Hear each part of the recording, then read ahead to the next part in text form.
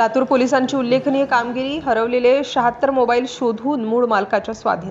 लातूर शहर पोलिसांनी नागरिकांसाठी दिलासादायक आणि उल्लेखनीय कामगिरी करत तब्बल 76 हरवलेले मोबाईल फोन शोधून त्यांच्या मूळ मालकांच्या स्वाधीन केले आहेत। तांत्रिक तपास, सातत्यपूर्ण पाठपुरावा आणि पोलिसांच्या अथक प्रयत्नांमुळे ही मोहीम यशस्वी ठरली आहे। लातूर शहरातील शिवाजीनगर, MIDC, विवेकानंद चौक आणि गांधी चौक पोलीस ठाण्यांच्या हद्दीत अनेक नागरिकांचे मोबाईल हरवल्याच्या तक्रारी दाखल झाल्या होत्या।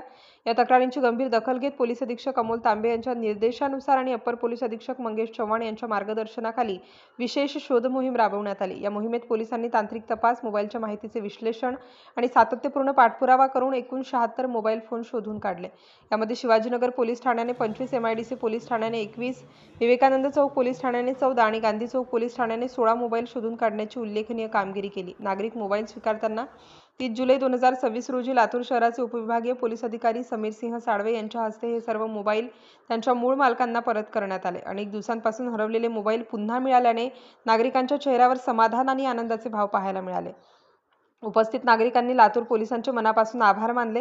ही संपूर्ण कारवाई उपविभागीय पोलीस अधिकारी समीर सिंह साळवे आणि परीक्षा विक्षाधीन उपविभागीय पोलीस अधिकारी अक्षय जाधव यांच्या समन्वयातून पार पडली।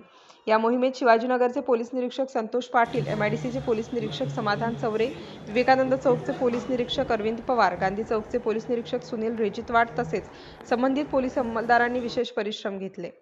लातूर पोलिसांनी हरवलेले मोबाईल शोधून नागरिकांचा विश्वास अधिक दृढ केला आहे। मोबाईल हरवल्यास नागरिकांनी तात्काळ जवळच्या पोलीस ठाण्यात तक्रार नोंदवून आवश्यक कायदेशीर प्रक्रिया पूर्ण करावी असे आवाहन पोलिसांनी केले आहे। अशी शोध मोहीम यापुढेही सातत्याने सुरू राहणार असल्याचे पोलिसांनी स्पष्ट केले आहे।